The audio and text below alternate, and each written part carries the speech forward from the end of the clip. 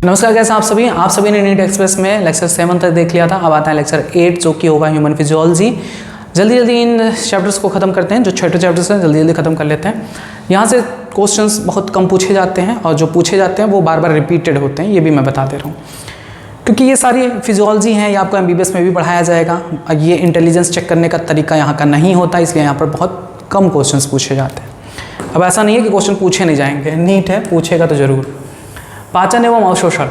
पाचन एवं अवशोषण क्या होता है कि जो भी हम खाना खाते हैं उसका पाचन होता है, उसके बाद हम उस पचित भोजन को अवशोषित करते हैं, उसका प्रयोग हम करते हैं।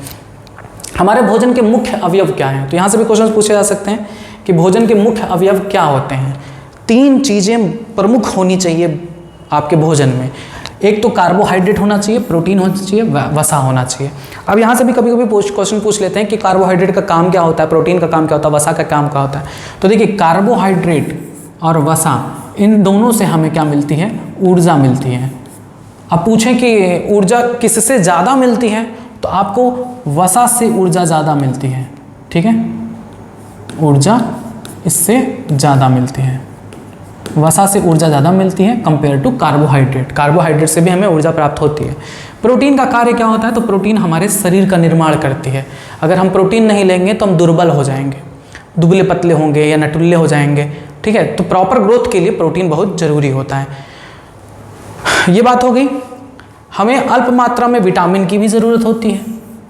अब देखिए, विटामिन में लोग क्या करते हैं, विटामिन का भर के सारा संपूर्ण ज्ञान ले लेते हैं, कितने प्रकार का होता है, क्या नाम होता है, क्या कमी होती है, तो ये सब उतना नहीं पढ़ना है। बायोमोलिक्यूल्स में थोड़ा सा पार्ट है, उसमें मैं बता दूंगा, ट्रिक्स बता दूंगा, जिससे विटामिन कभी आपसे छूटेगा नहीं। खनिज लवणों की भी आवश्यकता होती है, मिनरल्स लाइक आयरन वगैरह की ज़रूरत पड़ती है, मैग्नीशियम और बहुत से ऐसे मिनरल्स हैं, सोडियम पोटेशियम, इन सभी की ज़रूरत पड़ती है हमें। भोजन से हमारे शरीर को ऊर्जा प्राप्त होती है और कई कच्चे पोषक पदार्थ प्राप्त होते हैं जो वृद्धि और ऊतकों के मरम्मत के काम आते हैं। इस क्रिया को पोषण कहते हैं। हमारा शरीर भोजन में उपलब्ध जैव रसायनों का उनके मूल रूप में उपयोग नहीं कर सकता, ये बात याद रखना। जो भी हम खाना खाते हैं, रोटी दाल चावल जो भी हम खाते हैं, वो जटिल कार्बनिक तत्व है। तो जटिल कार्बनिक तत्वों को हम उपयोग नहीं कर सकते। उनका उपयोग करने के लिए हमें उन जटिल कार्बनिक तत्वों को सरल कार्बनिक या अकार्बनिक तत्वों में तोड़ना जरूरी होता है। तो यांत्रिक और रासायनिक विधियों द्वारा इन्हें हम छोटे अणुओं में विभाजित कर साधारण पदार्थ में परिवर्तित करते हैं। यही प्रक्रिया क्या कहलाती है, पाचन कहलाती है। जटिल पोषक पदार्थों को अवशोषण योग्य सरल रूप में परिवर्तित करने की प्रक्रिया को पाचन कहते हैं। बात समझ में आई? जटिल पोषक पदार्थ यानी जो थोड़े जटिल हैं, ज़्यादा अणुओं से मिलकर बने हैं, उनको अवशोषण योग्य सरल अणुओं में या सरल रूप में परिवर्तित करने की प्रक्रिया पाचन कहलाती है। जो जल हम ग्रहण करते हैं, जल का क्या कार्य होता है, तो जल के कई कार्य होते हैं, जैसे वो उपापचयी प्रक्रियाओं में महत्वपूर्ण भूमिका निभाता है। बहुत सारे मेटाबॉलिक रिएक्शंस ऐसे होते हैं जो जल की उपस्थिति में होते हैं, तो वहाँ पर वो काम करता है। दूसरा, शरीर को डिहाइड्रेशन से बचाता है, निर्जलीकरण को भी रोकता है। ठीक, जल, जहाँ पर क्वेश्चन पूछा जा सकता है कि डिहाइड्रेशन से किसे कौन बचाता है, जल। अब आता है मनुष्य का पाचन तंत्र। मनुष्य का पाचन तंत्र 2 चीज़ों से मिलकर बना है। एक तो आहार नाल, जिसे इंग्लिश में कहा जाता है एलिमेंट्री कैनॉल, और दूसरा सहायक ग्रंथियां यानी एसेसरी ग्लैंड्स, ग्रंथियां जिनसे बहुत से एंजाइम्स, हार्मोन्स का सेक्रेशन होता है। अब हमें पढ़ना है आहार नाल क्या होता है, एलिमेंट्री कैनाल। तो मुख से लेकर गुदा तक के अंदरूनी भाग को ही आहार नाल कहते हैं। ये देखिए, मुख से एक पाइप है, आहार नाल एक सिंपल सा समझिएगा, एक पाइप है जो मुख से स्टार्ट हो रहा है और अमाशय में कहीं पर चौड़ा हो जा रहा है, फिर उसके बाद छोटी आंत में पतला होकर कुंडलित हो जाता है, और उसके बाद बड़ी आंत में जाके ये इस तरह से बाहर एनस में खुलता है। ठीक है, ये है एनस, गुदा। तो मुख से लेकर गुदा तक के भाग को आहार नाल कहते हैं। यानी देखिए, खाना खाते हैं, इस रास्ते आता है, पेट में जाता है, छोटी आंत में जाता है, फिर बड़ी आंत में जाता है और फिर पॉटी के रास्ते बाहर। तो आहार नाल के कौन कौन से भाग होते हैं? आहार नाल के मुख्य भाग, एक तो ये हो गया मुख, अंदर का भाग जिसे हम कहते हैं मुख गुहा। उसके बाद आता है ये इतने भाग, फेरिंग्स यानी ग्रसनी, और ये पाइप कहलाती है ईसोफेगस यानी ग्रासनली, सबके नाम याद करते चलिए। उसके बाद ये जे शेप्ड अमाशय में जाता है, स्टमक अमाशय। उसके बाद ये खुलता है छोटी आंत में, स्मॉल इंटेस्टाइन, छोटी आंत। और उसके बाद ये होता है आपका बड़ी आंत, ठीक है, लार्ज इंटेस्टाइन, बड़ी आंत। क्लियर है बात? तो आहार नाल के इतने भाग होते हैं। अब हम बात करें सबसे पहले मुख और मुख गुहा की। तो मुख गुहा में खुलता है, मुख गुहा अंदर की तरफ मुख गुहा में खुलता है। मुख गुहा में कई दांत और एक पेशीय जिह्वा होता है। देखिए जिह्वा कैसा होता है? पेशीय होता है, मस्कुलर होता है। कोई भी चीज मूवमेंट करती है तो उसमें मसल्स की जरूरत पड़ती है। देखिए यहाँ पर जो पिन्ना मसल्स है ये अवशेषी हैं, कॉर्टिलेज है, इसको हम नहीं हिला पाएंगे। लेकिन जो भी चीज़ें मस्कुलर हैं इन सब चीज़ों को हम हिला डुला सकते हैं। तो जीभ भी मस्कुलर होता है, तभी हम उसको ऊपर नीचे हिला डुला सकते हैं। तो मुख गुहा में कई प्रकार के दांत होते हैं। तो दांत कुल 4 प्रकार के होते हैं, याद कर लीजिए। Incisor, canine, premolar and molar. English याद करेंगे ज़्यादा सही रहेगा। ये अग्र चवर्णक, कृंतक चवर्णक, अग्र चवर्णक भूल जाओगे, जिंदगी भर नहीं याद होगा। तो आपके शुरुआत के 2 दांत, देखिए आधा कर दीजिए, मुख को आधा करके तब डिवाइड करिएगा। मुख के जबड़े को आधा डिवाइड कर दीजिए। इधर के, अब देखो 32 दांत होता है ना कुल, वयस्क मनुष्य में 32 दांत होता है, 16 ऊपर 16 नीचे। अगर हम नीचे की बात करें तो 16 नीचे है ना, आधे से डिवाइड कर दो तो 8 इधर 8 इधर। अब हमें इन्हें 8 में पता करना है कि इन 8 में कौन कौन से दांत होते हैं। शुरुआत के 2 दांत होते हैं इंसाइजर, एक होता है कैनाइन और 2 होता है प्रीमोलर और 3 आपके होते हैं मोलर, ठीक है। कृंतक, रदनक, अग्र चवर्णक, चवर्णक, शुद्ध हिंदी।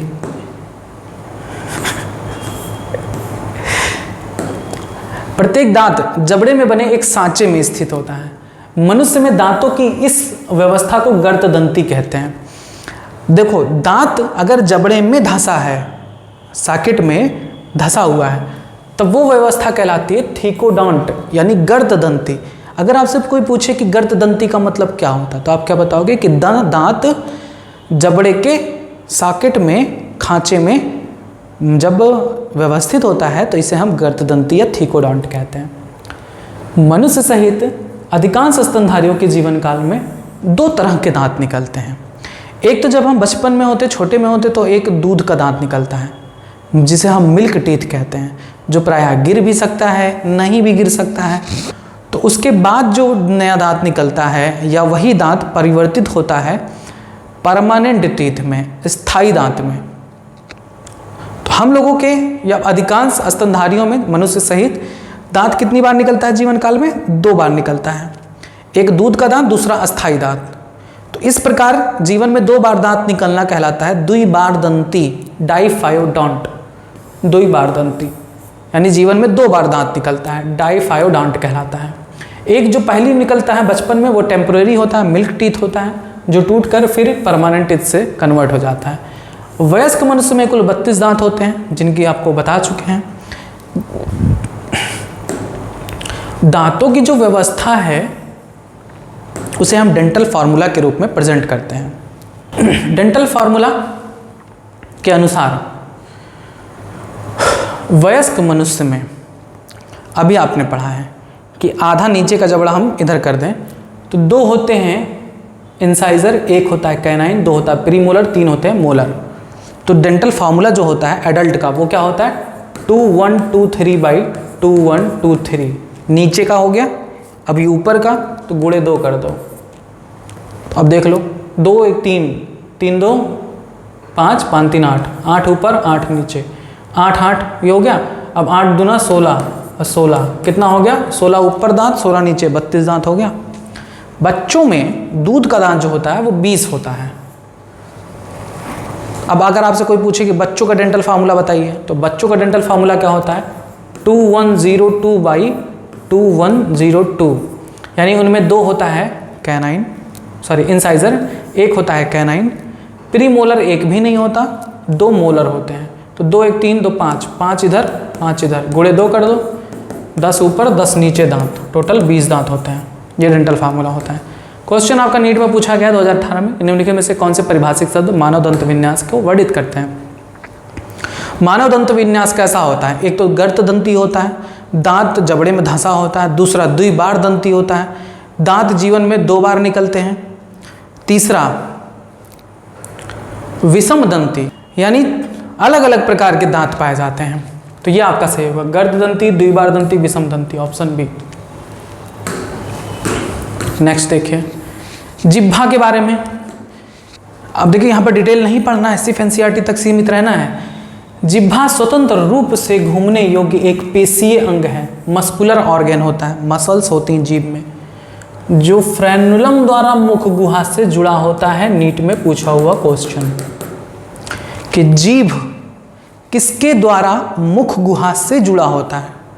तो आप अगर जीभ को ऊपर करोगे तो नीचे जो जगह पाई जाती है, जो संरचना है जो हमारी मुख गुहा से उसे जोड़ती है जीभ को, उसे फ्रेनुलम कहते हैं। जीभ पर उसकी ऊपरी सतह पर छोटे छोटे उभार पैपिली पाए जाते हैं। जीभ पर अगर आप देखेंगे तो छोटे छोटे उभार होते हैं जिन्हें हम पैपिली कहते हैं। इसी में गंदगी बैठ जाती है तो टंग क्लीनर से साफ करते हो। इन पैपिली पर स्वाद कलिकाएं, टेस्ट बड पाई जाती हैं, जो हमें स्वाद का अनुभव कराती हैं कि कौन सा खट्टा है, कौन सा तीखा है, कौन सा मीठा है। तो ये क्वेश्चन इंपॉर्टेंट है कि स्वाद कलिका कहाँ होती हैं। आप सब बना के लिखा करिए क्वेश्चन, स्वाद कलिका कहाँ होती हैं, टेस्ट बड कहाँ होती हैं? पैपिली पर। पैपिली क्या है? जिह्वा का ऊपरी भाग, ठीक है, जिसमें छोटे छोटे उभार होते हैं। मुख और मुख गुहा हो गया। मुख गुहा के बाद आता है आपका पार्ट ग्रसनी और ग्रास नली।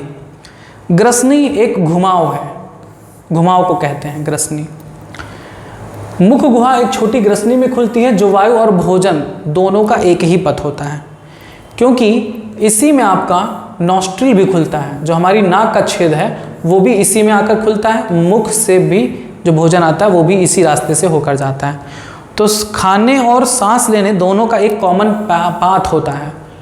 तो वायु और भोजन दोनों के लिए एक ही पथ कौन सा है? ग्रसनी है, फायरिंग्स। अब फायरिंग्स में भी चूंकि यहाँ पर 2 नलियाँ होती हैं, 2 नलियाँ होती हैं।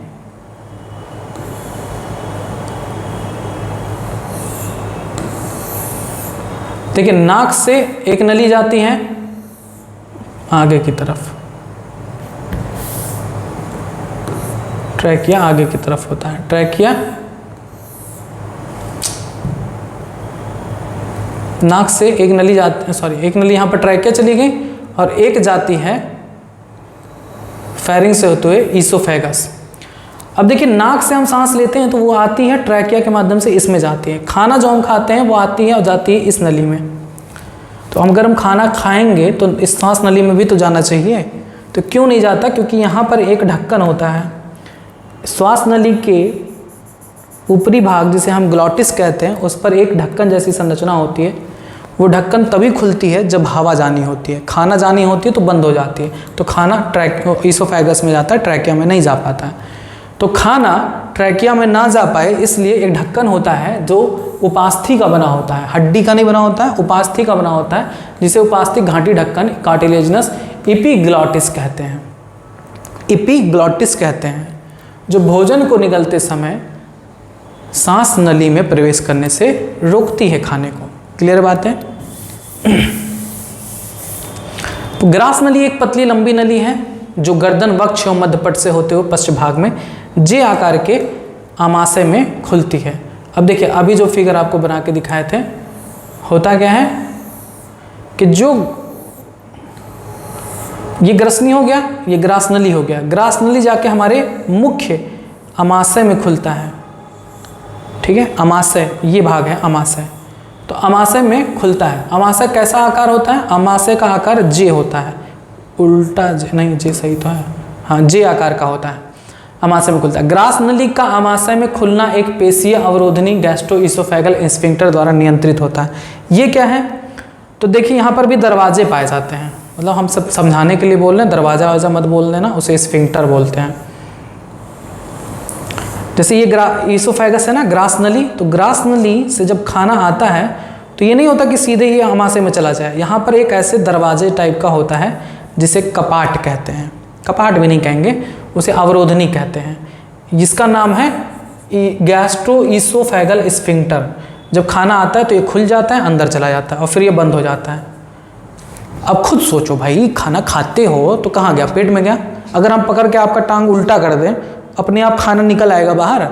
अगर आप कसरत करते हो तो क्या जो खाना आपने खाया वो बाहर मुंह से निकल आता है? नहीं ना। तो किसके द्वारा वो रुक जाता है? इसी के द्वारा। ये सिर्फ एक रास्ता देता है, आओ अंदर लेकिन बाहर मत जाओ। तो जब वोमिटिंग होती है, वॉमिटिंग, तो वॉमिटिंग के दौरान ये थोड़ा काम करना सही से बंद कर देता है, तब उल्टी होती है, जो पेट में खाना वाना है सब बाहर आ जाता है। तो यहाँ पर ये क्वेश्चन पूछा जाता है। देखिए साइट पूछी जाती है, पूछा जाएगा ऐसे कि गैस्ट्रोइसोफेगल स्फिंक्टर कहाँ पाया जाता है? तो बताओगे ग्रास नली और अमाशय के बीच। दूसरा इस तरह से भी पूछा जा सकता है, क्योंकि अमाशय के भी 3 भाग होते हैं। ये वाला भाग कहलाता है कॉर्डियक, ये वाला भाग कहलाता है फंडिक या फंडस, और ये वाला भाग कहलाता है पाइलोरिक। 3 भाग होते हैं अमाशय के। आपसे एक से भी क्वेश्चन पूछा जा सकता है कि अमाशय का वो भाग बताइए जहां पर गैस्ट्रोइसोफेगल स्फिंक्टर पाया जाता है, तो वो होगा कॉर्डियक रीजन, क्योंकि कॉर्डियक ऊपरी भाग होता है, यहीं पर पाया जाता है। 2 तरीके से क्वेश्चन पूछा जा सकते हैं, दोनों को मैंने आपको आइडिया दे दिया।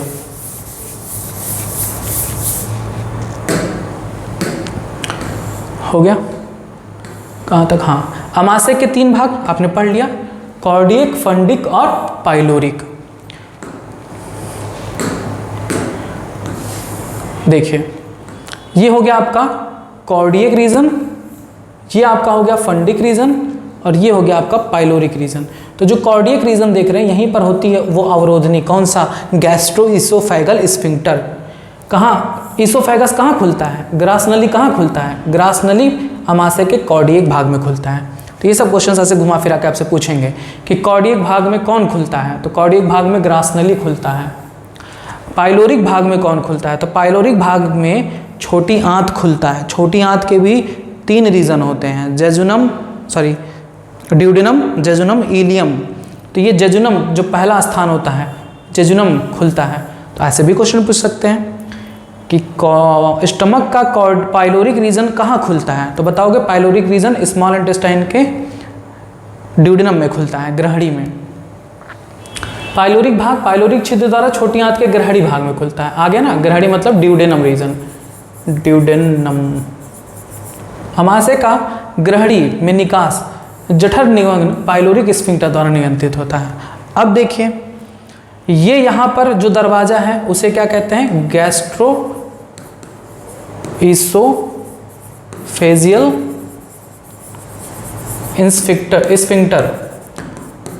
स्फिंक्टर। तो यहाँ पर देखिए गैस्ट्रो इसोफेगल, गैस्ट्रो का मतलब पेट और इसोफेगल का मतलब ये इसोफेगस, तो इनके बीच में जो अवरोधनी है उसे गैस्ट्रोइसोफेगल स्फिंक्टर कहते हैं। पाइलोरिक रीजन पर जो दरवाजा पाया जाता है उस दरवाजे को कहते हैं पाइलोरिक स्फिंक्टर। तो कितना आसान है, शब्दों से क्लियर करके पढ़ा करिए। इसोफेगस आए, गैस्ट्रो आए तो क्या समझोगे कि पेट और इसोफेगस के बीच वाली अवरोधनी को कह रहे हैं। अगर आपका है पाइलोरिक, तो पाइलोरिक किसके बीच आएगा? छोटी आंत के ग्रहणी में, ड्यूडेनम में। तो ड्यूडेनम और अमाशय के बीच का जो स्फिंक्टर होता है उसे हम पाइलोरिक स्फिंक्टर कहते हैं। इतनी बातें क्लियर हुई? आइए छोटी आंत को देखते हैं। छोटी आंत के 3 भाग होते हैं। मैं यही कहूँगा इंग्लिश याद करिए, क्योंकि हिंदी में भी कई हिंदियाँ हैं, तो आप क्षुद्रांत, मध्यांत इन सब में कन्फ्यूज हो जाओगे। सीधे याद करो duodenum, jejunum, ileum. Duodenum, jejunum, ileum. छोटी आंत का जो पहला भाग होता है वो ड्यूडेनम होता है, जो कैपिटल C आकार का होता है। जेजुनम बहुत ही ज़्यादा कुंडलित होता है, और इलियम जो कि शोषांत्र कहलाता है वो बड़ी आंत में खुलता है। आइए फिगर से आपको मैं दिखा दूँ। देखिए ये हो गया अमाशय। अब अमाशय के बाद क्या आएगा, छोटी आंत। तो छोटी आंत का ये जो भाग है अभी बनाया, देखो सी बनना है ना, सी बनना है, ये भाग कहलाता है ड्यूडेनम। ठीक, उसके बाद आता है बहुत ही कुंडलित संरचना यहाँ तक, जिसे हम क्या कहते हैं, जेजुनम। और उसके बाद आता है अति कुंडलित संरचना, वह है आपका इलियम। ये दे रखे हैं इलियम। ठीक है, छोटी आंत के 3 रीजन हो गए, ड्यूडेनम, जेजुनम, इलियम। अमाशय कहाँ खुलता है, अमाशय खुलता है ड्यूडेनम में। क्लियर है बात? ड्यूडेनम कहाँ खुलता है, जेजुनम में। जेजुनम कहाँ खुलता है, इलियम में। अब इलियम देखिए कहाँ जाएगा, इलियम खुलेगा बड़ी आंत में। बड़ी आंत के भी 3 पार्ट होते हैं। एक होता है सीकम, जो ये क्षेत्र है, सीकम। दूसरा होता है कोलोन, अंधनाल बोलते हैं सीकम को, अंधनाल यानी सीकम। कोलोन यानी बृहदांत। और होता है मलाशय, जिसे रेक्टम बोलते हैं। तो देखिए अंधनाल ये हो गया, बृहदांत, कोलोन 3 होते हैं। एक ऊपर की तरफ चढ़ेगा तो बोलेंगे असेंडिंग। असेंडिंग मतलब होता है ना ऊपर, फिर ऐसे चलेगा तो जिसे बोलते हैं ट्रांसवर्स। ऐसे को ट्रांसवर्स ही बोलते हैं, ट्रांसवर्स। देखिए ट्रांसवर्स कोलोन। ठीक है, ये हो गया असेंडिंग कोलोन। और उसके बाद जब नीचे जाएंगे तो नीचे जाने को क्या कहते हैं, डिसेंडिंग। तो ये आपका चला जाएगा नीचे, डिसेंडिंग, डिसेंडिंग कोलोन। और डिसेंडिंग कोलोन कहाँ पर जाकर खुलता है, रेक्टम में, रेक्टम में। क्लियर है बात है? और रेक्टम में एक छिद्र होता है जिसे हम एनल कैनाल कहते हैं, उसके माध्यम से अपचित भोजन बाहर आता है। स्ट्रक्चर उम्मीद है कि आप समझ चुके हैं। तो बड़ी आंत के कौन कौन से भाग होते हैं, सीकम, बृहदांत। अब यहाँ पर एक चीज़ और समझ लीजिए तुरंत। देखिए बड़ी आंत के बारे में मैंने बताया, बड़ी आंत के 3 भाग होते हैं, सीकम, कोलोन और रेक्टम। कोलोन 3 प्रकार के होते हैं, असेंडिंग, ट्रांसवर्स एंड डिसेंडिंग। इनका जो सीकम होता है, बड़ी आंत का सीकम, उसमें एक फिंगर लाइक प्रोजेक्शन होता है, उंगली समान संरचना होती है, जिसे अपेंडिक्स कहते हैं। पूरा नाम होता है वर्मीफॉर्म अपेंडिक्स। ये एक अवशेषी अंग है मनुष्य में, अब काम नहीं करता। जब हम शाकाहारी हुआ करते थे तब इसमें बैक्टीरिया पाई जाती थी। उस बैक्टीरिया को कहते हैं सहजीवी बैक्टीरिया, सहजीवी बैक्टीरिया यानी सिम्बायोटिक बैक्टीरिया। तो ये बैक्टीरिया वहाँ पर सेलुलोज का डाइजेशन करने में हेल्प करती थी। अब चूंकि ये बैक्टीरिया नहीं पाई जाती, इसलिए कोई हेल्प नहीं होता हम लोगों में। तो ये बैक्टीरिया कहाँ जाती हैं, तो गाय, भैंस, बकरी जो पत्ते को पचा ले जाए, हरी भाग को पचा ले जाए जिसमें सेलुलोज होता है, भूसा ऊसा पचा ले जाए गायें, तो वो उनमें इनकी मदद से होता है, सहजीवी जीवाणुओं की मदद से होता है। कहाँ पाई जाती हैं, अपेंडिक्स में। हम लोगों में नहीं पाई जाती, इसलिए हम लोगों में ये अंग अवशेषी है, इससे ज़्यादा चर्चा नहीं करेंगे इस पर। आंत के 3 भाग होते हैं, अंधनाल, बृहदांत और मलाशय। अंधनाल एक छोटा थैला है जिसमें सहजीवी सूक्ष्मजीव रहते हैं। अंधनाल से एक अंगुली जैसा प्रवर्ध प्रोजेक्शन कृमि रूप परिशेषिका वर्मीफॉर्म अपेंडिक्स निकलता है, जो एक अवशेषी अंग है। बृहदांत के 3 भाग होते हैं, ascending, transverse and descending. Colon का अवरोही डिसेंडिंग भाग मलाशय में खुलता है, यानी रेक्टम में खुलता है, और ये रेक्टम एनस के द्वारा बाहर खुलता है। अब बात आती है कि कौन कौन से अस्तर पाए जाते हैं हमारी आहार नाल में। तो ये आहार नाल को अगर हम देखो, पाइप होता है ना, आहार नाल एक पाइप ही तो है। अगर हम इसको ऐसे काट दें और इसको पकड़ के ऐसा कर दें तो हमें ऐसे दिखाई देगा। यानी कितने लेयर हैं, जैसे बॉटल है, प्लास्टिक का बॉटल तो प्लास्टिक का बना होगा, उसके ऊपर एक स्टील का लेयर चढ़ा दो तो 2 लेयर हो गया, बाहर स्टील अंदर प्लास्टिक। वैसे ही इसमें आहार नाल में लेयर्स होते हैं। सबसे बाहरी लेयर जो होता है वो होता है शिरोशा। अंदर का जो लेयर होता है, 2 लेयर होते हैं, इन दोनों को कहते हैं मस्कुलेरिस। और सबसे अंदर का जो लेयर होता है उसे कहते हैं, नहीं एक और होता है, 4 लेयर होते हैं। सब म्यूकोसा होता है और एक होता है सबसे आंतरिक म्यूकोसा। तो याद करिए, इंग्लिश याद करिएगा। आहार नाल के कितने स्तर होते हैं, 4। सीरोसा, मस्कुलेरिस, सब म्यूकोसा, म्यूकोसा। याद करिए, सीरियल वाइज याद करेंगे। सीरोसा सबसे बाहरी, उसके बाद मस्कुलेरिस, उसके बाद सब म्यूकोसा, सबसे आंतरिक जो होता है म्यूकोसा स्तर होता है। और म्यूकोसा के बाद आपका ल्यूमेन मिलेगा, इसी में आपका खाना वाना जाता है नीचे नीचे। जो मस्कुलेरिस होता है वो दो रूप में मिलता है, जो इनर है वो सर्कुलर होता है और जो आउटर होता है वो लॉन्गिट्यूडनल होता है। इस बात को भी ध्यान रखेंगे, यहाँ से क्वेश्चन पूछा गया है। मस्कुलेरिस दो रूप में मिलता है, inner circular and outer longitudinal. Serosa सबसे बाहरी है, एक पतली मेसोथेलियम अंतरंग अंगों की और कुछ संयोजी ऊतकों की बनी होती है। यहाँ से भी क्वेश्चन पूछा जाता है कि सीरोसा किससे मिलकर बनी होती है।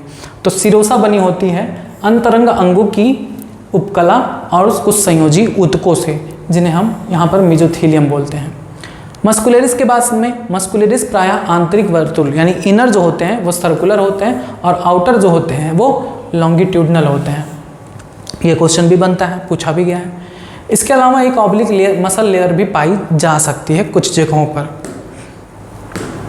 सबम्यूकोसा देख लीजिए, सबम्यूकोसा स्तर रुधिर, लसिका वेसल्स, लसिका वाहिनी यानी lymph vessels, nerves, loose connective tissue का बना होता है। ग्रहण में कुछ ग्रंथियां भी सबम्यूकोसा में पाई जाती हैं। मोस्ट इंपॉर्टेंट ब्रूनर्स ग्लैंड यहीं पाई जाती हैं सबम्यूकोसा में। ठीक है, पहले ये बात याद करिए कि सबम्यूकोसा में, सबम्यूकोसा क्या होती है, उसमें क्या क्या चीज़ें पाई जाती हैं। तो सबम्यूकोसा स्तर जो होता है वो रुधिर का बना होता है, लसिका के बने होते हैं, तंत्रिका तंत्र पाए जाते हैं, तंत्रिका कोशिकाएं पाई जाती हैं और लूज कनेक्टिव टिश्यू का बना होता है। मोस्ट इंपॉर्टेंट पूछा भी गया है। सबसे आंतरिक स्तर जो होता है वो होता है म्यूकोसा, जहाँ पर खाना सीधे उसके संपर्क में होता है म्यूकस के। तो आहार नाल की ल्यूमन का सबसे भीतरी स्तर म्यूकोसा है। यह स्तर अमाशय में, अगर आप आहार नाल के अंदर आएंगे तो आपको अमाशय मिलेगा। तो अमाशय में ये जो म्यूकोसा लेयर है वो वलय, अनियमित वलय यानी इरेगुलरली इन फोल्डिंग्स बनाता है। अब उसको हम बना नहीं पाएंगे, वो 3D फिगर है, मतलब बहुत ही गहरा वहरा लहरदार संरचना बनाता है अमाशय में।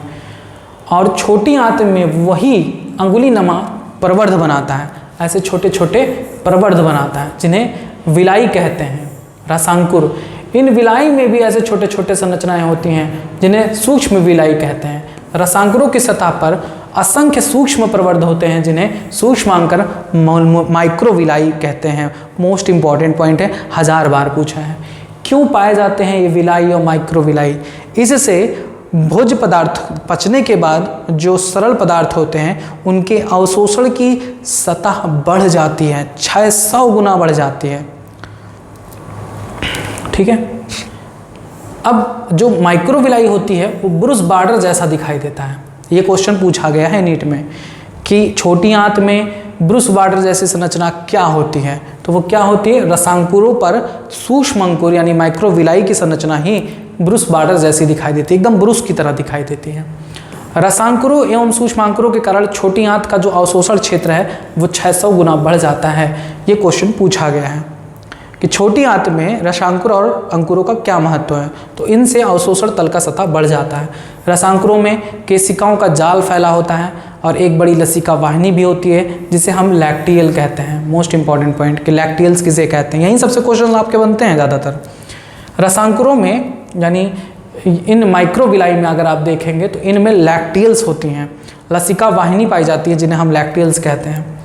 और म्यूकोसा की उपकला पर कलश कोशिकाएं, गॉबलेट सेल्स पाए जाते हैं। मोस्ट इंपॉर्टेंट कि म्यूकोसा की उपकला पर, कहाँ पर गॉबलेट सेल्स पाई जाती हैं, कलश कोशिकाएं कहाँ पाई जाती हैं, म्यूकोसा की उपकला पर पाई जाती हैं, जो लुब्रिकेशन के लिए लगातार म्यूकस का स्राव करती रहती हैं। यानी अंदर का जो पार्ट है वो कभी सूखे ना, सूख जाएगा तो खाना जाके चिपक नहीं जाएगा, तो चिपकेगा तो फिर कहाँ काम हो पाएगा। तो चिपके ना, इसलिए उनकी दीवारों से लगातार म्यूकस स्रावित होता है। तो ये क्वेश्चन पूछा गया है कि म्यूकस कहाँ से स्रावित होता है, गॉबलेट सेल्स के द्वारा। गॉबलेट सेल्स कहाँ पाई जाती हैं, म्यूकोसा के एपिथेलियम पर। म्यूकोसा अमाशय और आंत में स्थित अंकुरों के आधारों पर धंसकर नलिकाकार आंतरीय ग्रंथियां बनाती हैं जिन्हें लीवर कुन प्रगुहिका, क्रिप्टस ऑफ लीवर कुन कहा जाता है। मोस्ट इंपॉर्टेंट म्यूकोसा स्तरीय अमाशय और आंत में स्थित अंकुरों के आधारों में धस जाती हैं और आंतरीय ग्रंथियां बनाती हैं। तो यहाँ पर क्वेश्चन बार बार ये पूछा जाता है कि लिबरकुन प्रगुहिका यानी क्रिप्टस ऑफ लिबरकुन कहाँ पाई जाती है। तो याद रखना, क्रिप्टस ऑफ लिबरकुन आंत में पाई जाती है, आंतरिक ग्रंथियाँ होती हैं। अब देखिए, ये हमारा आंत है, आंत के अंदर आप भंज देख रहे हैं, उस भंज में आपको विलाई दिखाई देंगी, ये विलाई हैं, इन पर बहुत सारे माइक्रो विलाई पाई जाती हैं जो यहाँ पर दिखाया गया है। माइक्रो विलाई में आपके ब्लड वेसल्स होते हैं, लिम्फ वेसल्स होते हैं जिन्हें लैक्टियल्स कहते हैं, संयोजी ऊतक भी पाए जाते हैं। क्वेश्चन देखिए पूछा गया, सूक्ष्माणुकों के ब्रश बॉर्डर वाली घनाकार उपकला कहाँ पाई जाती हैं। सूक्ष्मांकुर माइक्रो विलाई पाई कहाँ जाती हैं, छोटी आंत में पाई जाती हैं, लगा दीजिए, आंत के आस्तर में, और कोई तो दिया नहीं ऑप्शन है। अब आता है आपका पाचक ग्रंथियाँ, डाइजेस्टिव ग्लैंड्स। तो भोजन के पाचन के लिए एंजाइम्स चाहिए, वो एंजाइम्स कौन स्रावित करती हैं, पाचक ग्रंथियाँ। पाचक ग्रंथियों में कौन कौन आता है हमारे शरीर में, एक तो आता है लार ग्रंथि, यकृत और अग्न्याशय, ठीक, इतने शामिल होते हैं। लार ग्रंथियाँ कितनी होती हैं, तो पहले देखो लार ग्रंथियों से स्रावित क्या होता है। लार ग्रंथियों से स्रावित होता है लार, सलाइवा। 3 जोड़ी होती हैं ग्रंथियाँ, 3 जोड़ी होती हैं, 3 मत कहिएगा, 3 जोड़ी यानी 6 होती हैं, सब पेयर्स में होती हैं, 3 प्रकार की होती हैं, तीनों पेयर में होती हैं। एक है parotid gland between the cheeks, गाल के पीछे होती हैं, ठीक है, एक इधर 2 हो गई, एक जोड़ी। दूसरी जोड़ी होती है अधोजंब। अधोजंब कहाँ होती हैं, निचले जबड़े में, जबड़े के निचले भाग में होती हैं, इन जगहों पर, ठीक है, एक इधर लोअर जॉ के पीछे। अधोजिह्वा ग्रंथि जीभ के नीचे पाई जाती, जीभ के नीचे लेफ्ट और राइट साइड में छोटे छोटे पाए जाते हैं, इन्हें हम कहते हैं अधोजिह्वा। तो यहाँ से पोजीशन पूछी जाती है, पूछा जाएगा कि पैरोटिड ग्लैंड कहाँ पाए जाते हैं, तो parotid gland between the cheeks, गाल के बीच में। अधोजंभ कहाँ पाई जाती हैं, निचले जबड़े में, उसके 2 नाम होते हैं, सब मैक्सिलरी या सब मैंडिबुलर भी कहते हैं। तीसरा सबलिंगुअल, कहाँ पाई जाती है, जिह्वा के नीचे में, जीभ के नीचे। These glands situated just outside the buccal cavity secrete salivary juice into the buccal cavity। ये जितने भी ग्लैंड आपको बताए गए ये सब outside the buccal cavity. Buccal cavity तो अंदर का मुंह है ना, इसके आगे पीछे अंदर की तरफ है, बाहर है, तो बकल कैविटी के बाहर होती हैं ग्लैंड। देखिए ये हो गया आपका पैरोटिड ग्लैंड और ये हो गया आपका निचले जबड़े में सबमैंडिबुलर, और जीभ के नीचे होती हैं आपकी सबलिंगुअल। अब उनके डक्ट वक्ट के नाम मत याद करने लगिएगा, ये सब पुराना पूछा जाता था, अब नहीं पूछा जा रहा है ये सब। अब आता है यकृत। लार ग्रंथि के बाद सबसे जो इम्पोर्टेंट ग्लैंड है वो यकृत। यकृत के बारे में, ये पूरे शरीर की सबसे बड़ी ग्रंथि होती है। सबसे बड़ी ग्रंथि, मनुष्य शरीर की सबसे बड़ी ग्रंथि कौन सी है, यकृत। अगर आपसे कोई पूछे सबसे छोटी ग्रंथि कौन होती है, तब क्या बताएंगे, पीनियल ग्लैंड। पीनियल सबसे छोटी ग्रंथि होती है, मटर के दाने के समान। शंकर जी में वो ज़्यादा एक्टिव है, हम लोगों में एक्टिव नहीं। अगर हम लोगों में वो एक्टिव हो जाए ना पीनियल ग्लैंड, तो हम लोग इतना प्रसन्न रहेंगे ना, कभी ना पैसे की चाहत होगी ना किसी चीज़ की चाहत होगी। वो शंकर भगवान उसी के बल पे इतना ज़्यादा शांत स्वभाव के होते हैं कि पूछो ही ना। वयस्क में इसका भार होता है 1.2 to 1.5 kg। एक लीवर 1.5 किलो का होता है। यहाँ एब्डोमेन कैविटी में डायफ्राम के ठीक नीचे स्थित होता है। लोकेशन पूछा जाता है, कहाँ होता है, एब्डोमेन कैविटी में डायफ्राम के जस्ट नीचे होता है, और थोड़ा बाईं तरफ नहीं दिया है तो नहीं लिखेंगे। इसके 2 लोब होते हैं, बाईं लोब और दाईं लोब। देखिए आपका लीवर,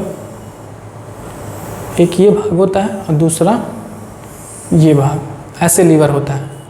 आपका लेफ्ट और राइट लोब्स होते हैं। प्रत्येक यकृत पालिकाएं यानी हिपैटिक लॉब्यूल यकृत की संरचनात्मक और क्रियात्मक इकाइयां हैं, जिनके अंदर यकृत कोशिकाएं रज्जु की तरह व्यवस्थित होती हैं। ये सब 3D चीज़ें तो दिखा तो पाएंगे नहीं, याद करते चलेंगे। ऐसी धारियों में पाए जाते हैं यकृत कोशिकाएं, कॉर्ड के रूप में। जैसे ताश के पन्ने होते हैं, ताश के पत्ते जो होते हैं, वैसे उस तरह से अरेंज होते हैं कॉर्ड के फॉर्म में। उन्हें हम यकृत पालिकाएं कहते हैं, जिनमें यकृत कोशिकाएं पाई जाती हैं। तो क्वेश्चन इस तरह से पूछा गया था कि यकृत की संरचनात्मक और क्रियात्मक इकाई कौन सी है। तो देखिए यकृत की संरचनात्मक और क्रियात्मक इकाई कौन है? यकृत पालिका, हिपैटिक लोब्यूल। अगर आपसे कोई पूछे यकृत की कोशिका को क्या कहते हैं तो बताएंगे हिपैटिक सेल। यकृत कोशिका को हिपैटिक सेल कहते हैं। आइए प्रत्येक लोब में देखते हैं। प्रत्येक पालिका यानी लोब संयोजी ऊतक की एक पतली परत थिन कनेक्टिव टिश्यू शीट से ढकी होती है, जिसे ग्लिसन्स कैप्सूल कहते हैं। जो अभी बनाए थे, एक ये हो गया और एक ये हो गया। तो ये किससे ढकी होती हैं? पतली भित्ति से ढकी होती हैं, पतली परत से, जो संयोजी ऊतक कनेक्टिव टिश्यू की बनी होती हैं। उन्हें हम क्या कहते हैं? Glisson's capsule.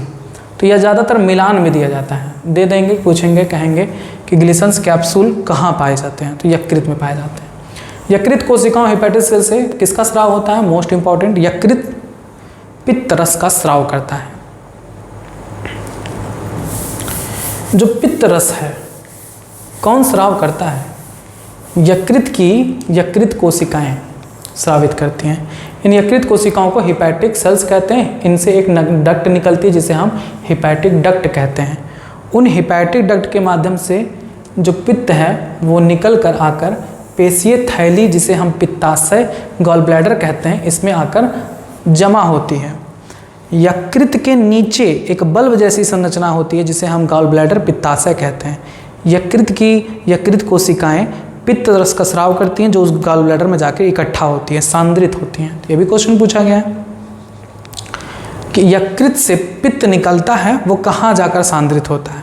पित्ताशय यानी गॉल ब्लैडर में। पित्ताशय की जो नलिका है, यानी जो गॉल ब्लैडर से जो नली निकलती है, उसे हम कहते हैं डक्ट ऑफ गॉल ब्लैडर, या उसे हम कहते हैं cystic duct. Cystic duct gall bladder का और यकृत कोशिकाओं का हिपैटिक डक्ट, ये दोनों आपस में एक जगह पर जुड़ जाते हैं और कॉमन डक्ट बनाते हैं, जिसे कॉमन बाइल डक्ट कहते हैं। अब देखिए ये कॉमन बाइल डक्ट भी पैनक्रियाज से आने वाली डक्ट से मिल जाती है और बनाती है यकृत अग्न्याशयी वाहिनी, hepato pancreatic duct.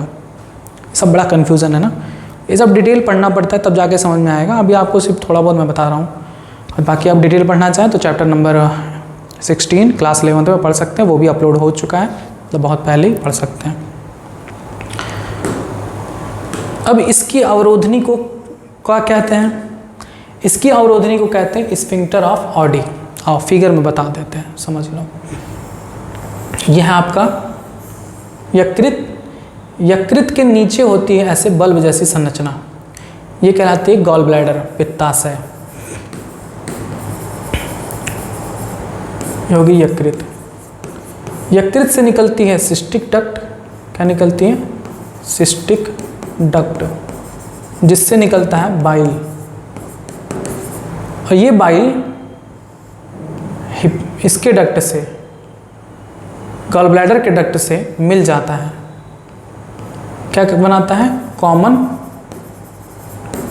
Common bile duct. अब देखिए एक कॉमन बाइल डक्ट हो गया। अब यहाँ से ड्यूडेनम, यहाँ कहीं पर ड्यूडेनम है, ड्यूडेनम रीजन, ठीक है, और यहीं पर पाया जाता है आपका अग्न्याशय, ठीक है। तो अग्न्याशय से जो नली आती है वो नली कहलाती है पैनक्रियाटिक डक्ट।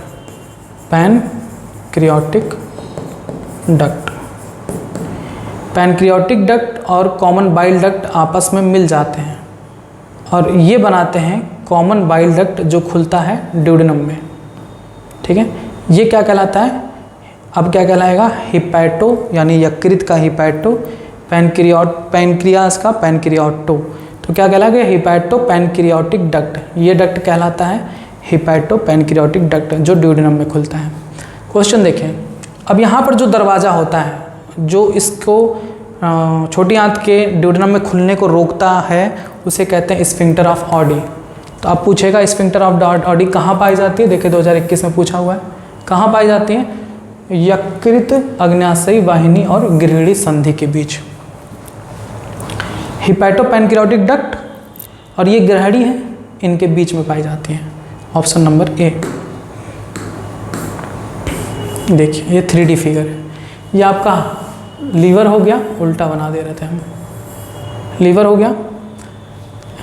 ये देखिए ये है आपका हिपैटिक डक्ट, ये आपका गॉल ब्लैडर जिसमें पित्त इकट्ठा होता है। हिपैटिक डक्ट और गॉल ब्लैडर आपस में मिल जाते हैं, ये बनाता है कॉमन बाइल डक्ट, नहीं लिखा है, ये कॉमन बाइल डक्ट है। और उसके बाद पैनक्रियाज है, पैनक्रियाज का डक्ट और hepatic duct, common bile duct आपस में मिलकर हिपैटो पैनक्रियाटिक डक्ट बनाकर ड्यूडेनम में खुलते हैं। आता है नेक्स्ट पार्ट आपका अमाशय, पैनक्रियाज, अग्न्याशय, यह आपका पैनक्रियाज।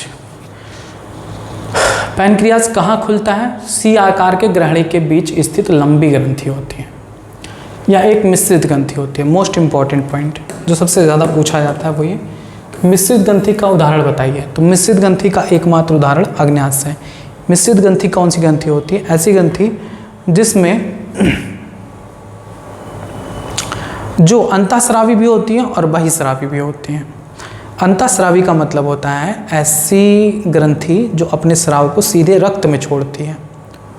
बहिस्रावी का मतलब होता है ऐसी ग्रंथि जो अपने स्राव को किसी गुहा में छोड़ती है। तो देखिए इनमें से जो हार्मोन्स रिलीज होते हैं,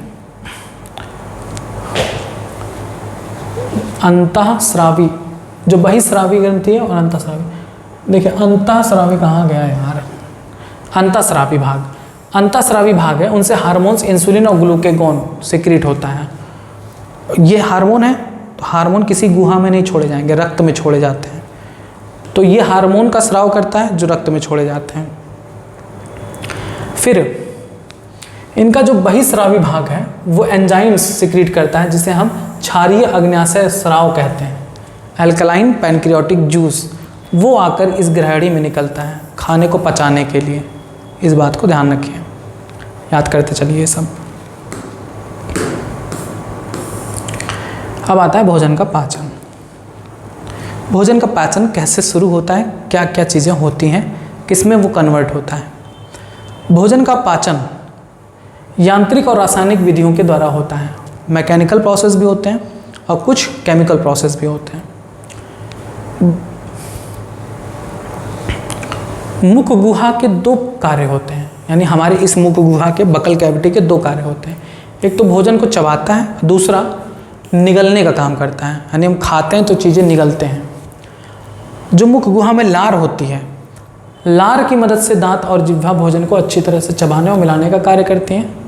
लार का श्लेष्म भोजन कणों को चिपकाने और उन्हें बोलस में रूपांतरित करने में मदद करता है। क्वेश्चन पूछा गया है कि बोलस क्या होता है, तो जब खाना लार से मिक्स हो जाता है तब उसे बोलस कहते हैं। इसके उपरांत निगलने की क्रिया द्वारा बोलस ग्रसनी से ग्रसिका में जाती है, यानी अभी बोलस में क्या है, लार है, तो लार के साथ भोजन नीचे गया इसोफेगस के माध्यम से। बोलस किसके द्वारा नीचे जाता है? इसोफेगस में पेरिस्टाल्सिस मूवमेंट होता है। अब ये पेरिस्टाल्सिस मूवमेंट कैसे होता है? ऐसे ऐसे लगातार बार बार ऐसे ऐसे मूवमेंट होता रहता है जो खाने को ऐसे ढकेल के नीचे लेकर जाता है पेट में। जठर ग्रसिका अवरोधनी, गैस्ट्रोइसोफेगल स्फिंक्टर, बताने की जरूरत नहीं है, इसोफेगस और अमाशय के बीच में होता है। उसके द्वारा वो प्रवेश करती है। लार में जो मुख का लार है उसमें विद्युत अपघट्य पाए जाते हैं, जैसे sodium ion, potassium ion, chlorine ion, SCO3 negative, carbonate ion, और एंजाइम पाए जाते हैं लार में। लार के मुख्य एंजाइम कौन से हैं? लार एमाइलेज, जिसे हम टाइलिन भी कहते हैं, और लाइसोजाइम। कार्य क्या करते हैं? तो लार एमाइलेज या टाइलिन भोजन में उपस्थित स्टार्च का कन्वर्जन करते हैं, किसमें? डाइसेक्राइड में, कार्बोहाइड्रेट का डाइजेशन करते हैं।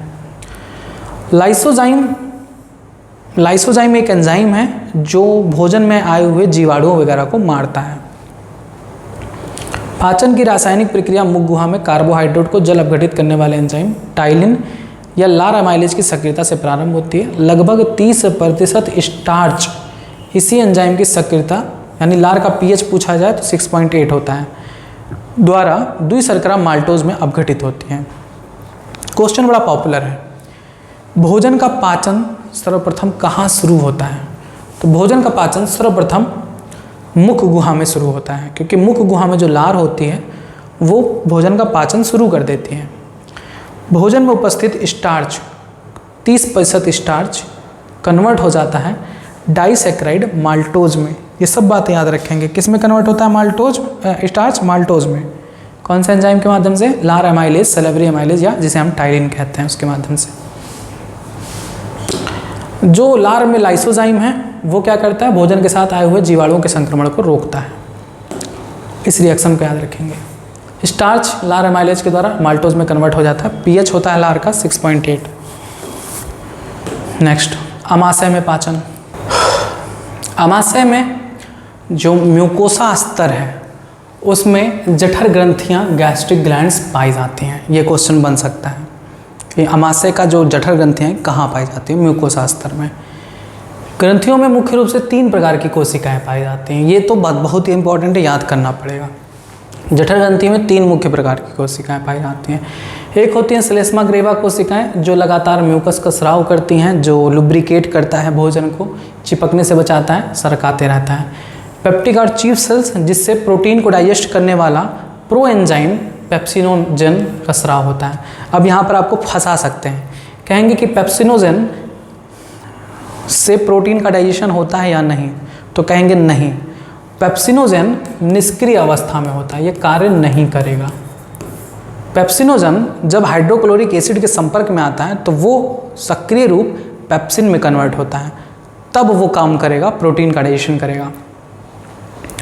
भित्तीय या ऑक्जेंटिक कोशिकाएं, पैराइटल या ऑक्जेंटिक सेल्स, ये HCl हाइड्रोक्लोरिक अम्ल और नैज कारक का स्राव करती हैं। नैज कारक विटामिन B12 के अवशोषण के लिए आवश्यक है। अमाशय में 4-5 घंटे तक भोजन का संग्रहण होता है।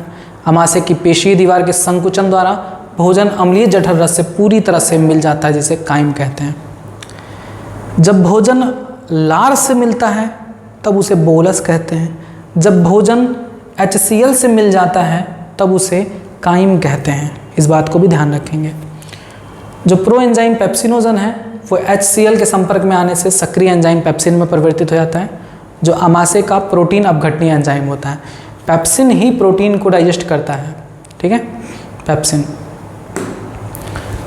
पेप्सिन प्रोटीनों को प्रोटियोजेज और पेप्टोन्स में बदल देता है।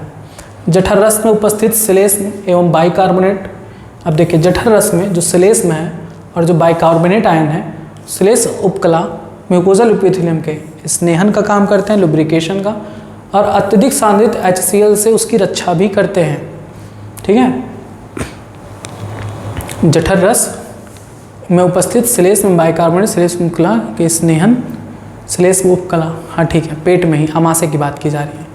अमाशय में HCl से कौन बचाता है? क्योंकि HCl एक एसिड है ना, तो एसिड से त्वचा उसकी जल जाएगी, मतलब कि बहुत ज़्यादा कॉन्सेंट्रेटेड होगा तो नष्ट होगी, कोशिकाएं नष्ट होंगी।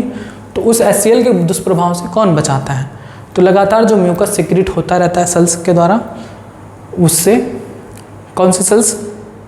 नेक्स्ट सेल्स, ठीक है, बाइकार्बोनेट आयन, ये HCl के दुष्प्रभाव से अमाशय को बचाते हैं। प्रोटीन का डाइजेशन कौन करता है? पेप्सिन। बच्चों में दूध के प्रोटीन को क्या कहते हैं? केसीन। उसके डाइजेशन के लिए कौन सा एंजाइम बच्चों में पाया जाता है? बच्चों में रेनिन नामक एंजाइम पाया जाता है, जो दूध के प्रोटीन केसीन को पैरा केसीन और फिर वे प्रोटीन में कन्वर्ट करता है। दूध को पचाने में सहायक होता है बच्चों में रेनिन। जठर ग्रंथियां थोड़ी मात्रा में लाइपेज भी स्रावित करती हैं। अब यहाँ पर ये आपके रिएक्शंस दिए गए, कौन एंजाइम कौन सा कार्य करता है। देखिए पेप्सिनोजन जो होता है वो इनएक्टिव फॉर्म में होता है, कार्य नहीं करेगा। जब ये HCl के कांटेक्ट में आता है, HCl के कांटेक्ट में आता है तब ये कन्वर्ट हो जाता है पेप्सिन में, जो कि एक्टिव फॉर्म होता है। पेप्सिन, अब देखिए प्रोरेनिन भी इनएक्टिव होता है, जब HCl के कांटेक्ट में आता है तब ये रेनिन में कन्वर्ट हो जाता है। डबल डबल दिया गया है, एक एक बार काट दीजिए। प्रोटीन्स पेप्सिन के प्रेजेंस में प्रोटीओजेज और पेप्टोन्स में कन्वर्ट होता है। मिल्क प्रोटीन केसिन रेनिन के प्रेजेंस में पैरा केसिन और वी प्रोटीन में कन्वर्ट होता है। पैरा केसिन कैल्शियम मिलकर कैल्शियम पैरा कैल्सिनेट बनाते हैं। कैल्शियम पैरा कैल्सिनेट पेप्टोन्स बनाते हैं। डबल डबल आ गया, पता नहीं कहाँ से। क्वेश्चन देखिए पूछा गया, निम्नलिखित में से कौन सी जठर कोशिकाएं अप्रत्यक्ष रूप से रुधिराणु उत्पत्ति में मदद करती हैं? अभी आपने पढ़ा है कि म्यूकोसा स्तर में जो जठर ग्रंथियां होती हैं उसमें 3 प्रकार की कोशिकाएं पाई जाती हैं। एक सेलेस्मा ग्रीविया कोशिकाएं, म्यूकस नेक्स सेल, दूसरा आपने पढ़ा है पेप्टिक और चीफ सेल्स, और तीसरा आपने पढ़ा है पैराइटल सेल, भित्ति कोशिका। तो भित्ति कोशिका क्या करती है? HCl का स्राव करती है और नैज कारक का स्राव करती है। जो नैज कारक होता है वो विटामिन B12 का अवशोषण करता है। विटामिन B12 बहुत ही ज़रूरी होता है किसके लिए? रक्त के बनने के लिए। विटामिन B12 की कमी से एनीमिया, रक्ताल्पता भी होता है। तो रुधिराणु की उत्पत्ति से संबंधित जठर कोशिका कौन सी होगी? ऑफ कोर्स भित्ति कोशिका होगी, क्योंकि वो नैज कारक का स्राव करती है और वो जरूरी होता है विटामिन B12 के लिए। Option D. छोटी आंत में पाचन देख लीजिए। छोटी आंत में सबसे ज़्यादा पाचन की प्रक्रिया होती है। छोटी आंत का जो पेशीय स्तर है कई तरह की गतियाँ उत्पन्न करता है। इन गतियों से भोजन विभिन्न स्रावों से अच्छी तरह से मिल जाता है और पाचन की क्रिया सरल हो जाती है। यकृत अग्नाशयी नलिका जो हिपैटोपैनक्रेटिक डक्ट है, आंत के द्वारा क्रमशः पित्त, अग्नाशयी रस, आंत रस छोटी आंत में छोड़ देता है। अब पूछा जाता है अग्नाशयी रस में कौन कौन से एंजाइम होते हैं, तो ये सब याद कर लीजिएगा। अग्नाशयी रस में ट्रिप्सिनोजन होता है, काइमोट्रेप्सिन, प्रोकार्बोक्सीपेप्टाइडेज, एमाइलेज और न्यूक्लियस होता है। आंत्र म्यूकोसा, अब देखिए ये सभी जितने भी एंजाइम हैं, ये सभी अग्नाशय के जितने भी एंजाइम हैं ये भी निष्क्रिय रूप में होते हैं, काम नहीं करेंगे। तब तक नहीं काम करेंगे जब तक आंत से एक और एंजाइम एंटेरोकाइनेज ना स्रावित हो जाए। जब आंत में एंटेरोकाइनेज स्रावित होता है तो वो एंटेरोकाइनेज की उपस्थिति में ट्रिप्सिनोजन एक्टिव हो जाता है, कन्वर्ट हो जाता है ट्रिप्सिन में बदल जाता है। अब इस ट्रिप्सिन की उपस्थिति में जितने भी एंजाइम हैं, काइमोट्रिप्सिन, प्रोकार्बोक्सीपेप्टाइडेज, एमाइलेज, न्यूक्लियस, ये सब एक्टिव हो जाते हैं। अग्नाशयी रस के अन्य एंजाइम को सक्रिय कर देता है। ग्रहणी में प्रवेश करने वाले पित्त में पित्तवर्धक, जो यकृत से पित्त रस आता है उसमें क्या क्या चीज़ें पाई जाती हैं? पित्तवर्धक पाए जाते हैं। कौन कौन से पूछे जाते हैं? पित्त में उपस्थित पित्तवर्धक कौन कौन से होते हैं? बिलीरुबिन और बिलीवर्डिन। पित्त लवण, बाइल सॉल्ट पाए जाते हैं। कोलेस्ट्रॉल, फास्फोलिपिड होते हैं। लेकिन कोई एंजाइम पित्त रस में कोई भी एंजाइम नहीं होता, इस बात को नोट कर लीजिए। पित्त रस का कार्य क्या होता है? तो पित्त रस वसा के इमल्सिफिकेशन में मदद करता है और उसे बहुत छोटे मिसल कणों में तोड़ देता है। पित्त लाइपेज एंजाइम को भी सक्रिय करता है। निम्न में से कौन विकल्प अग्नाशयी रसों के संयोजन को सर्वोचित रूप से दर्शाता है? हमें ढूंढना है अग्नाशयी रस। एमाइलेज पाया जाता है, पेप्टाइडेज पाया जाता है, ट्रिप्सिनोजन पाया जाता है, रेनिन नहीं पाया जाता। रेनिन कहाँ स्रावित होता है? अमाशय में बच्चों के। एमाइलेज, पेप्सिन नहीं पाया जाता। पेप्सिन कहाँ स्रावित होता है? अमाशय में। पेप्टाइडेज, एमाइलेज, पेप्सिन नहीं होता। Lipase, amylase, trypsinogen, procarboxypeptidase. Option D.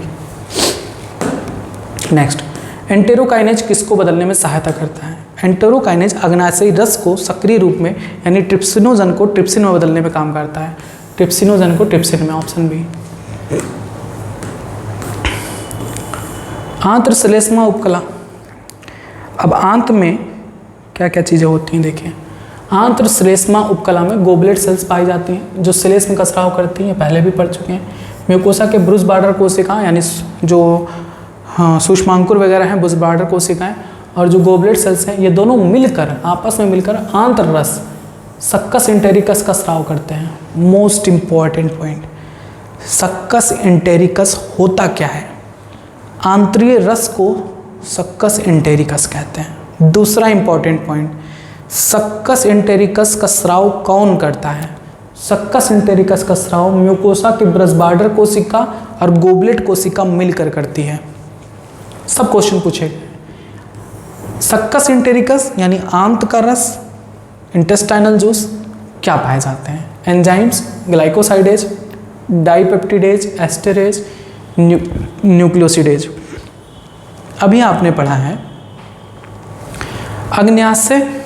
अग्नाशयी रस के बारे में पढ़ा है। ट्रिप्सिनोजन पाया जाता है, एमाइलेज, लाइपेज, प्रोकार्बोक्सीपेप्टिडेज, न्यूक्लिएज। अभी क्वेश्चन भी पूछे गए। अब हो सकता है इसकी बारी हो कि सक्कस एंटेरिकस में कौन कौन से एंजाइम पाए जाते हैं, ग्लाइकोसिडेज, डाइपेप्टिडेज, एस्टरेज, न्यूक्लिएज, सबको याद कर लेंगे। म्यूकस अग्न्याशय के बाइकार्बोनेट के साथ मिलकर आंत्र म्यूकोसा के अम्ल के दुष्प्रभाव से रक्षा करता है।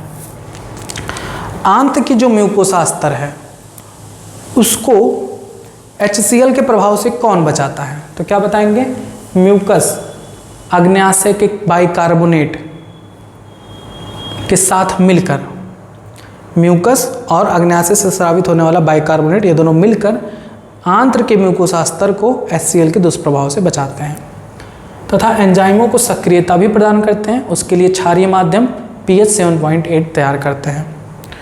इस प्रक्रिया में सब म्यूकोशल ब्रूनर ग्रंथियां भी मदद करती हैं। ब्रूनर ग्रंथियां कहाँ पाई जाती हैं, तो क्या बताएंगे, आंत में पाई जाती हैं, छोटी आंत में।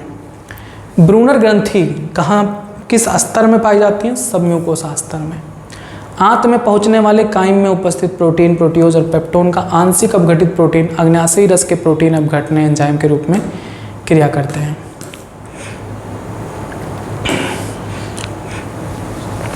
ट्रिप्सिनोजन एंटेरोकाइनेज की मदद से ट्रिप्सिन में बदलता है। प्रोटीन ट्रिप्सिन के द्वारा पेप्टाइड्स में बदलते हैं। काइमोट्रिप्सिनोजन ट्रिप्सिन के माध्यम से काइमोट्रिप्सिन में कन्वर्ट होता है। प्रोटीन काइमोट्रिप्सिन के द्वारा पेप्टाइड्स में परिवर्तित होते हैं। प्रोकार्बोक्सी पेप्टिडेज ट्राइप्सिन के माध्यम से कार्बोक्सी पेप्टाइड में बदलते हैं।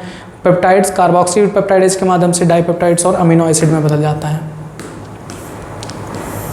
प्रोटीन, पेप्टोन्स और प्रोटियोज का डाइपेप्टाइड में कन्वर्जन इस तरह से होता है। काइम के कार्बोहाइड्रेट अग्न्याशयी एमाइलेज द्वारा डाइसेक्राइड में जलपघटित होते हैं। जो पॉलीसेक्राइड हैं स्टार्च, वो एमाइलेज के माध्यम से डाइसेक्राइड माल्टोज में कन्वर्ट होते हैं। वसा पित्त की मदद से लाइपेज द्वारा क्रमशः डाई और मोनोग्लिसराइड में टूट जाती हैं। पूछा जा सकता है कि वसा का डाइजेशन कौन से एंजाइम द्वारा होता है, लाइपेज। वसा यानी लिपिड और लिपिड के ही वर्ड से बना है लाइपेज, ठीक है।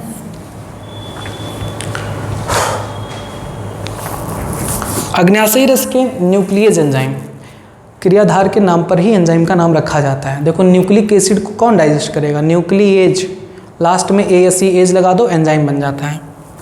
तो न्यूक्लिक अम्ल का डाइजेशन न्यूक्लिएज करता है, न्यूक्लियोटाइड और फिर न्यूक्लियोसाइड में तोड़ता है।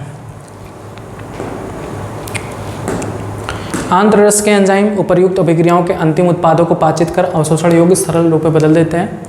पाचन के अंतिम चरण आंत की म्यूकोशल कला कोशिकाओं के बहुत समीप संपन्न होते हैं। छोटी आंत से निम्न एंजाइम स्रावित होते हैं। छोटी आंत का जो एंजाइम है उसका कार्य क्या है, एमिनोपेप्टिडेज पेप्टाइड को डाइपेप्टाइड अमीनो एसिड में बदल देता है।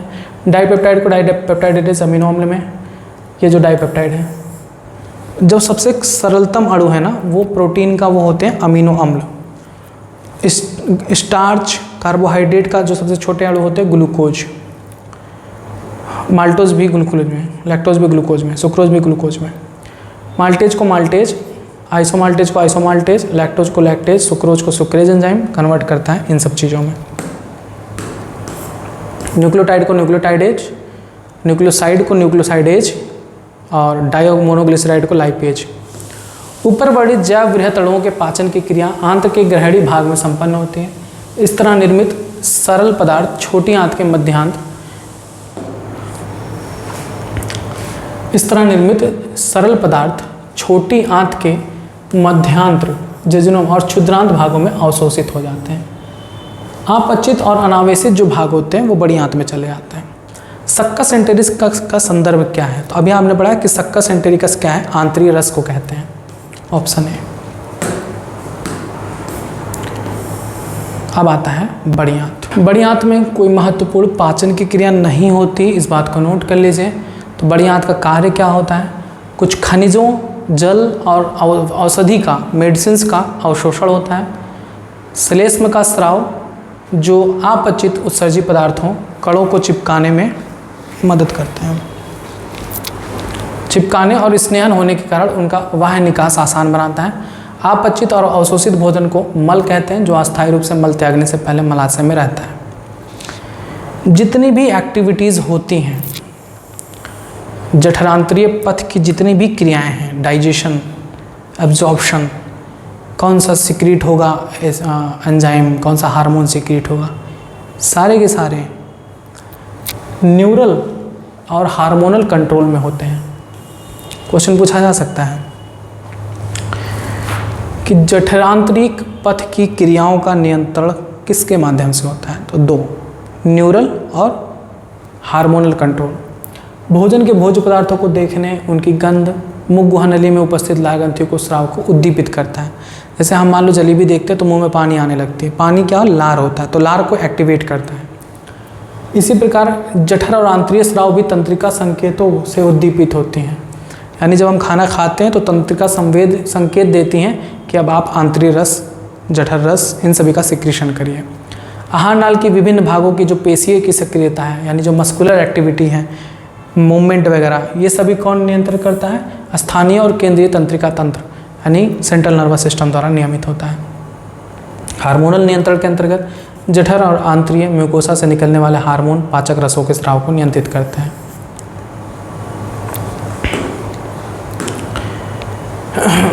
यानी अगर आपसे केवल एंजाइम के बारे में पूछा जाए कि जठर और आंतरीय म्यूकोसा से निकलने वाले, एंजाइम नहीं, हार्मोन के बारे में, नहीं सही बात है, एंजाइमों के बारे में, जठर और आंत में जो एंजाइम निकलते हैं किसके कंट्रोल में होते हैं, तब वहाँ पर सिर्फ बताएंगे न्यूरल नहीं, हार्मोनल। देखिए यहाँ पर लिखा गया है पाचित पदार्थों का अवशोषण। जो पचित पदार्थ हैं, ग्लूकोज और एमिनो एसिड्स, मोनोसैकेराइड्स, इसके बाद मोनोसैकेराइड में तो वही हो गया ग्लूकोज, और न्यूक्लियोसाइड, न्यूक्लिक एसिड में टूटता है, हाँ न्यूक्लिक एसिड। इन सभी का अवशोषण कैसे होता है? तो यहाँ पर जो बातें लिखी हैं बस उतने ही याद करने हैं आपको। वह अवशोषण में प्रक्रिया है जिसमें पाचन से जो उत्पाद बनती है वो अवशोषित होकर रक्त में जाकर और लसिका में जाकर प्रवेश करती है। अवशोषण दो प्रकार से हो सकता है, निष्क्रिय भी होता है, सक्रिय भी होता है। निष्क्रिय में ऊर्जा खर्च नहीं होती, सक्रिय में ऊर्जा खर्च होती है, अथवा सुसाद परिवहन के माध्यम से भी होता है। अब यही क्वेश्चन पूछे जाते हैं कि कौन निष्क्रिय विधि द्वारा अवशोषित हो जाता है, कौन सक्रिय द्वारा, कौन सुसाध्य द्वारा। यही क्वेश्चन नीट में पूछा जाता है। याद करिए, glucose, amino acid, chloride ion आदि की थोड़ी मात्रा सरल विसरण द्वारा, यानी बिना ऊर्जा खर्च किए अवशोषित हो जाती है। एक हो गया निष्क्रिय अवशोषण। इन पदार्थों का रक्त में पहुंचना सांद्र प्रवणता के पर निर्भर होता है। यानी जब रक्त में इनकी मात्रा कम होगी तो ये खुद ब खुद रक्त में चली जाएंगी, रक्त में ज़्यादा होंगी तो नहीं जाएंगी। अब देखिए, फ्रक्टोज और कुछ अन्य अमीनो अम्ल का परिवहन वाहक अणुओं जैसे सोडियम आयन की मदद से होता है। इस क्रियाविधि को सुसाध्य परिवहन कहते हैं। याद हुआ? ये बात याद हुआ? फ्रक्टोज और कुछ अन्य अमीनो अम्लों का परिवहन किसके माध्यम से होता है? फैसिलिटी के माध्यम से। इनको फैसिलिटी वीआईपी है ना, इनको सोडियम आयन भेजा जाता है, सिक्योरिटी गार्ड जाओ उनको पकड़ के लेके आओ, तो ये फैसिलिटी दी जाती है, फैसिलिटेटेड डिफ्यूजन कहलाता है ट्रांसपोर्ट, जो सोडियम आयन की मदद से होता है। जल का परिवहन परासरणी प्रवणता ऑस्मोटिक ग्रेडियंट पर निर्भर करता है, वही विसरण कह सकते हैं। सक्रिय परिवहन जो सांद्रता प्रवणता के विरुद्ध होती है, यानी अगर रक्त में कोई चित्र ज़्यादा है, आंत में थोड़ी है, और अगर ज़रूरत और ज़्यादा है तो आंत में से ज़बरदस्ती खींच लो, तो ये सांद्रता प्रवणता के विपरीत कहलाता है। इसके लिए ऊर्जा की आवश्यकता होती है। विभिन्न पोषक तत्व जैसे अमीनो अम्ल, ग्लूकोज, सोडियम आयन का रक्त में अवशोषण इसी क्रियाविधि द्वारा होता है। तो तीनों क्रियाविधि आप पढ़ लिए। ग्लूकोज, कुछ अमीनो अम्ल, इनका अवशोषण कैसे होता है? सरल विसरण के माध्यम से। फ्रक्टोज और कुछ अमीनो अम्ल का अवशोषण किसके माध्यम से होता है? सुसाध्य परिवहन यानी फैसिलिटेड ट्रांसपोर्ट के माध्यम से। और अमीनो अम्ल, ग्लूकोज, सोडियम आयन, इनका अवशोषण रक्त में कैसे होता है? सक्रिय परिवहन, ऊर्जा खर्च करके। वसा अम्ल यानी फैटी एसिड और ग्लिसरॉल आविलेय होते हैं, मिलते नहीं हैं। घुल नहीं पाते, इस कारण रक्त में अवशोषित नहीं हो पाते। तो अब रक्त में आएंगे कैसे? तो पहले ये विलेय सूक्ष्म बूंदों में समाविष्ट होकर आत्म म्यूकोसा में चले जाते हैं, जिन्हें मिसल्स कहते हैं। फैटी एसिड और ग्लिसरॉल स्मॉल ड्रॉपलेट्स में छोटे बूंद के रूप में बदल जाते हैं, जिन्हें माइसल्स कहते हैं, आंत में जाते हैं। ये यहाँ प्रोटीन आस्तरित सूक्ष्म वसा गोलिकाओं very small protein coated fat globules, जिसे हम काइलोमाइक्रोन कहते हैं, उसमें पुनः संचरित होकर अंकुरों की लसिका वाहिनियों में चले जाते हैं। ये लसिका वाहिकाएँ अंततः अवशोषित पदार्थों को रक्त प्रवाह में छोड़ देती हैं। पदार्थों का अवशोषण आहार नाल के विभिन्न भागों जैसे मुख, अमाशय, छोटी आंत, बड़ी आंत में होता है, परंतु सबसे अधिक अवशोषण कहाँ होता है? तो ये क्वेश्चन पूछा जाता है। सबसे अधिक अवशोषण होता है छोटी आंत में। मुख में किस चीज़ का अवशोषण होता है? कुछ औषधियों जो मुख जिह्वा की निचली साथ के म्यूकोसा के संपर्क में आती हैं, आस्तरित करने वाली रुधिर केशिकाओं में अवशोषित हो जाती हैं। अमाशय में किसका अवशोषण होता है? जल, शर्करा, अल्कोहल आदि का। ये सब क्वेश्चन पूछे जाते हैं। अल्कोहल का अवशोषण सबसे पहले कहाँ होता है? तो अमाशय में हो जाता है। हाँ, छोटी आंत में अवशोषण सबसे ज़्यादा अवशोषण छोटी आंत में होता है, तो कुछ भी बचेगा नहीं। ग्लूकोज, फ्रक्टोज, वसीय अम्ल, ग्लिसरॉल, अमीनो अम्ल सभी का अवशोषण यहाँ होता है। बड़ी आंत में ज़्यादा किसी चीज़ का अवशोषण नहीं होता, केवल जल, कुछ खनिज और औषधि का ही अवशोषण होता है। अवशोषित पदार्थ अंत में ऊतक में पहुँचते हैं। ऊतक में इन अवशोषित पदार्थों का उपभोग किया जाता है। जैसे ग्लूकोज पहुँचा है तो ग्लूकोज से ऊर्जा उत्पन्न होती है, तो ये काम सेल के अंदर होता है। क्या होगा? C6H12O6 यानी ग्लूकोज कन्वर्ट होगा 6CO2 carbon dioxide plus 6H2O जल में, और 673 किलो कैलोरी ऊर्जा उत्पन्न होती है। तो इसे कहते हैं, इस प्रक्रिया को स्वांगीकरण या एसिमिलेशन कहते हैं, यानी जो खाया पीचा पचा लिया और उसका उपभोग भी कर लिया, वही है। प्रत्येक अवशिष्ट मलाशय में कठोर होकर संबद्ध मल बन जाता है, जो तंत्रिका प्रवृत्ति न्यूरल रिफ्लेक्स की क्रिया के द्वारा मल त्याग की इच्छा पैदा करता है। जो अपचित भोज्य पदार्थ है जिसको शरीर से बाहर निकलना है, उसके लिए न्यूरल रिफ्लेक्स उत्पन्न होता है। मल त्याग की जो इच्छा है वो ऐच्छिक होती है, ये मत समझना अनैच्छिक होती है। अब बहुत तेज लग गई हो तो मत रोक पाओ। अक्सर ये चीज़ स्कूल के टाइम में होता था ना, मेरे साथ भी हुआ है। पाचन तंत्र के विकार और अनियमितताएं।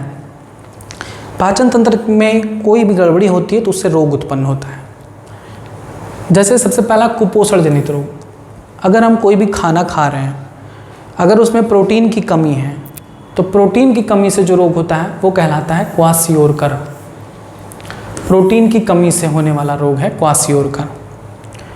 दूसरा, अगर हम जो खाना खा रहे हैं उसमें प्रोटीन की भी कमी है, कार्बोहाइड्रेट वसा की भी कमी है, यानी ऊर्जा भी नहीं मिल रहा है, तो ऊर्जा और प्रोटीन दोनों की कमी से उत्पन्न होने वाला रोग है मैरास्मस। इसे कहते हैं प्रोटीन एनर्जी माल न्यूट्रिशन, PEM भी कहा जाता है। खूब पूछा जाता है ये सब। इस रोग से प्रभावित बच्चा दुर्बल और कमजोर हो जाता है। देखिए क्वासियोरकर में कहा था, क्वासियोरकर में प्रोटीन की कमी से पेट फूलकर बाहर आ जाता है, ये इसका लक्षण है।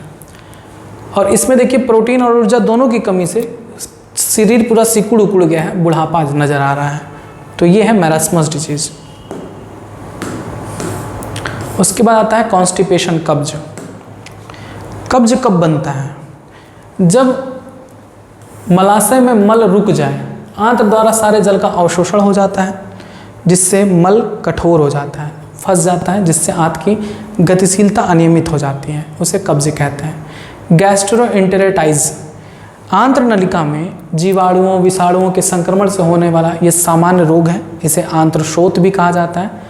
आंत में जीवाणु विषाणु के अलावा परजीवियों जैसे एंटीमीबा, फीता कृमि, गोल कृमि आदि से भी होता है।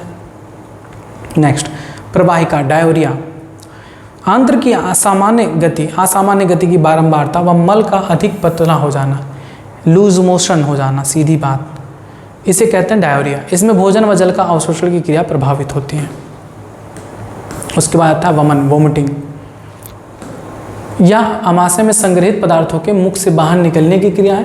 प्रतिवर्ती क्रिया मेडुला में उपस्थित, मेडुला यानी ब्रेन में मेडुला में उपस्थित एक वमन केंद्र होता है, वॉमिट सेंटर, जो वॉमिटिंग को कंट्रोल करता है, जो बताया ना गैस्ट्रोइसोफेगल स्फिंक्टर के कंट्रोल करता है। वो अगर डिस्टर्ब होता है तब उल्टी बार बार आती है, बेचैनी होती है। अपच, इंडाइजेशन, जब एंजाइम का सही सिक्रीशन नहीं होता तब पाचन पूर्ण नहीं हो पाता, इससे पेट भरा भरा लगता है, एंजाइम श्रावण की कमी के कारण होता है। या व्याग्रता, डिप्रेशन है, खाद्य विषाक्तता, फूड पॉइजनिंग है, ज़्यादा भोजन कर लिया है या अत्यंत मसाले युक्त खट्टा भोजन कर लिया तब ऐसा होता है। आखिरी रोग है पीलिया, जॉन्डिस, या यकृत की विकृति है, यकृत में कोई इन्फेक्शन हो जाता है जिसकी वजह से ऐसा होता है। इस रोग में आँख, त्वचा सब पीली पड़ जाती है। पित्त वाहिनी में पित्त मार्ग बंद हो जाता है जिससे यकृत कोशिकाएं बिलिरुबिन को रक्त से छान नहीं पाती, अतः संपूर्ण शरीर में बिलिरुबिन फैल जाता है जिससे पूरा शरीर पीला पड़ जाता है। बस ये आपका लेक्चर भी समाप्त हो गया, लेक्चर 8, जो कि ह्यूमन फिजियोलॉजी का पहला चैप्टर पाचन एवं अवशोषण को पूर्ण करता है। उम्मीद है कि अध्याय आपको पूरी तरीके से समझ में आया है। इससे रिलेटेड अभी आप क्वेश्चन जरूर सॉल्व कर लीजिएगा नीट वाले सेक्शन में, जो आपको बताए हैं कि नीट वाले प्लेलिस्ट में आप जाएंगे, एक टेस्ट का सीरीज है वहाँ पर, नीट क्लास 11th करके प्लेलिस्ट में, उसमें आप इस चैप्टर से रिलेटेड जितने भी नीट में क्वेश्चन और पूछे गए उसको भी सॉल्व कर लीजिएगा। आगे जो भी टॉपिक होगा जल्दी बताया जाएगा। तब तक आप जुड़े रहे यूट्यूब चैनल बायोलॉजी के साथ। धन्यवाद।